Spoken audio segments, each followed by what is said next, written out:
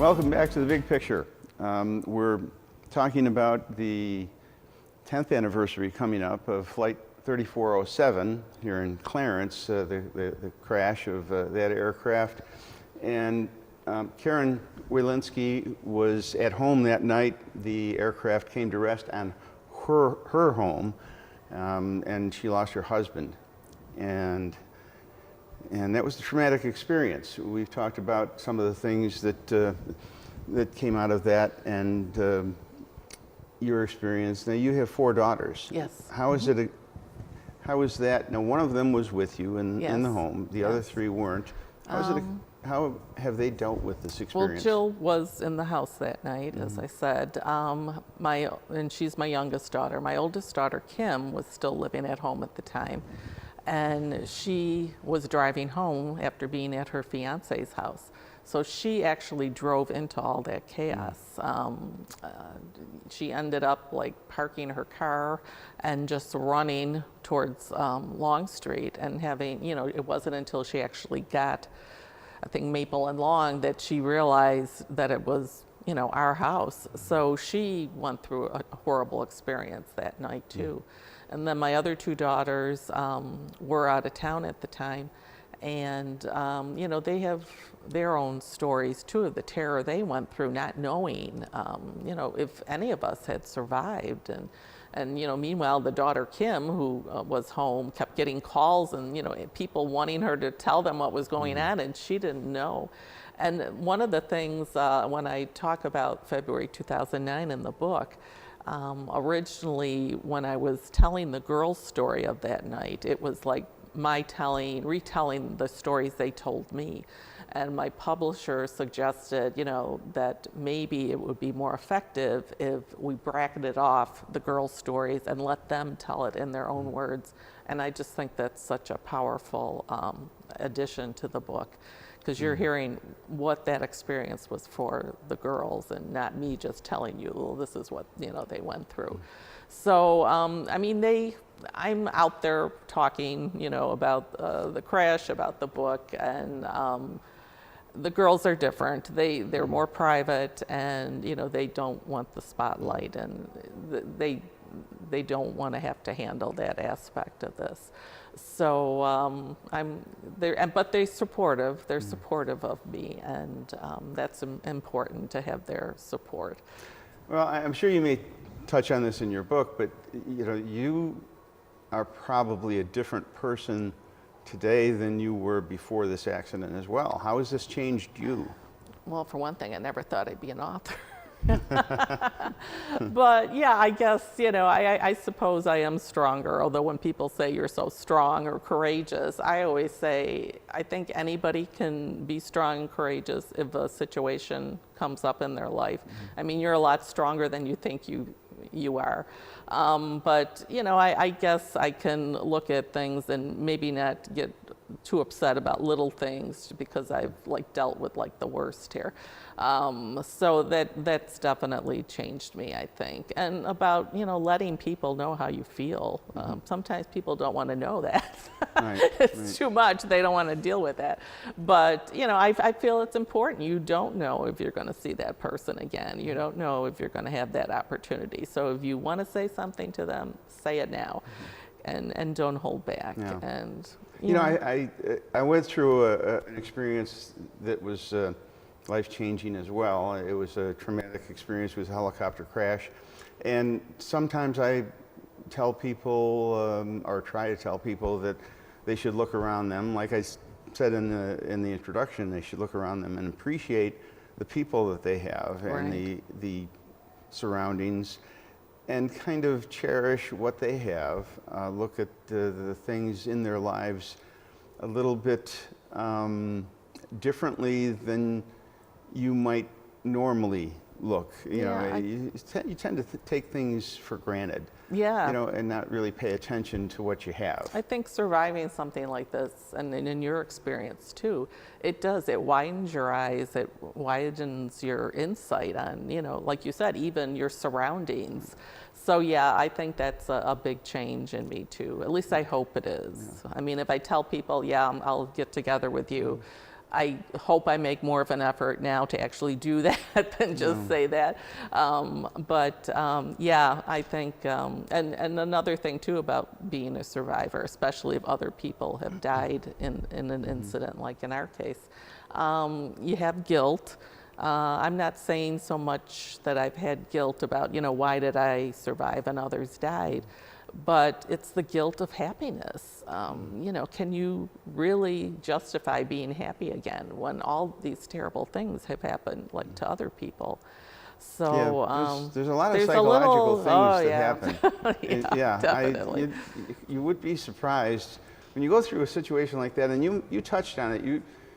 You kind of wonder in the midst of that kind of a situation whether you are still alive. Yeah.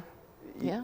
As funny as that sounds to people who are listening right now and haven't gone through a situation like that, you wonder, am I really here? Yeah. What's going on? Yeah, and I can remember thinking, days later in the hospital, am I imagining all this? Am I still here? Yeah, I know. It's your mind plays tricks on you. It does. Because you're going through an experience that just is so foreign to what anybody would expect normal. to experience. Yeah. So if you're listening here, if you're experiencing this television show and you're thinking about, well, it happens to other people, it doesn't always happen to other people. Right. I mean, the odds are way, way against it. I know. Who would have thought that you would be sitting in your house watching TV and an airplane falls on you? I know. I mean, even though we were on the flight path, I never thought about a plane crashing.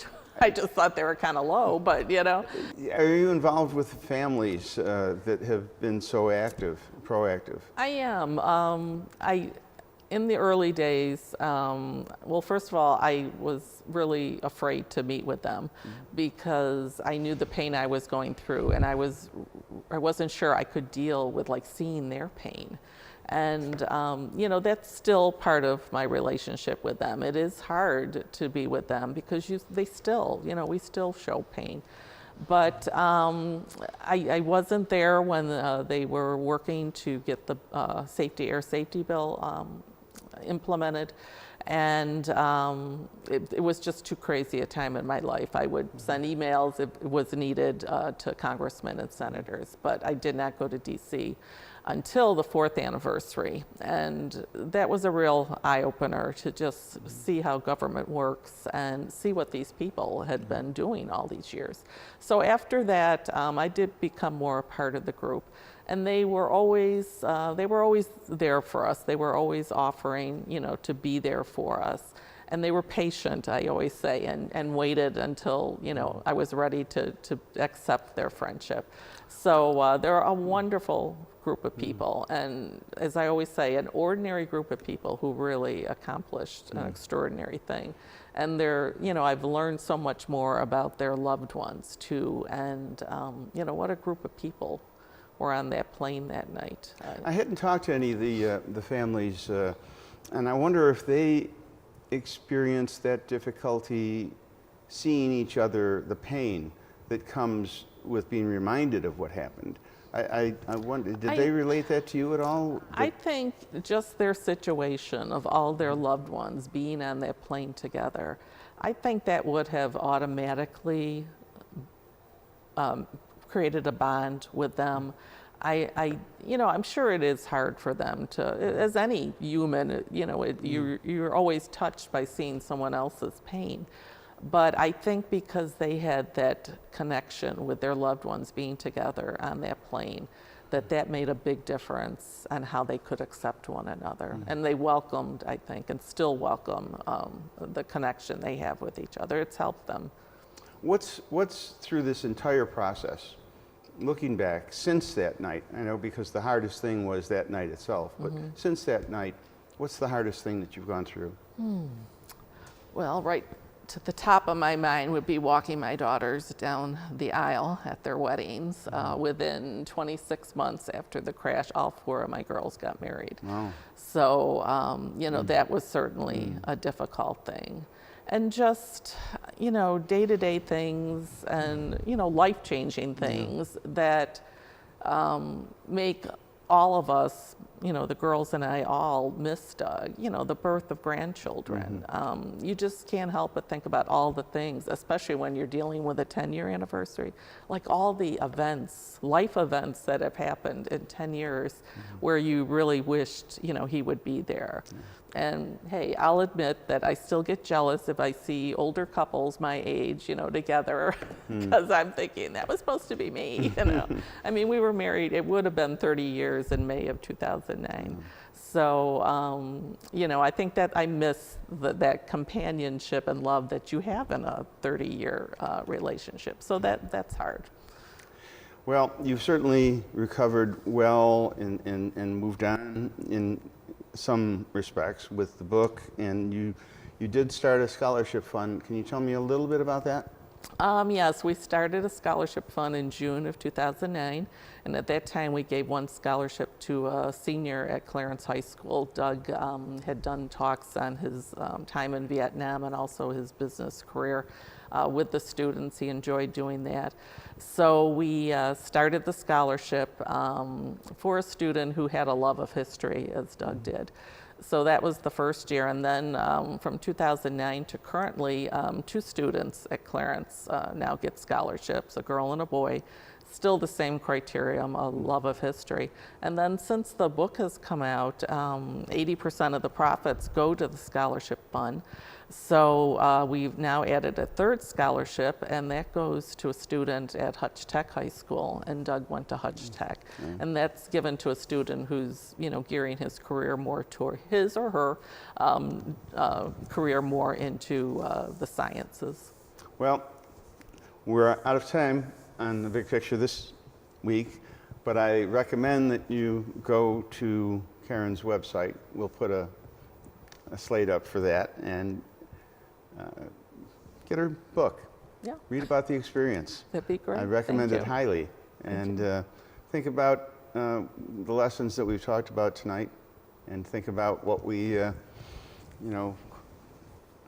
think about your family and your life experiences and the blessings that you have. Hopefully those will continue and you won't have to deal with tragedy.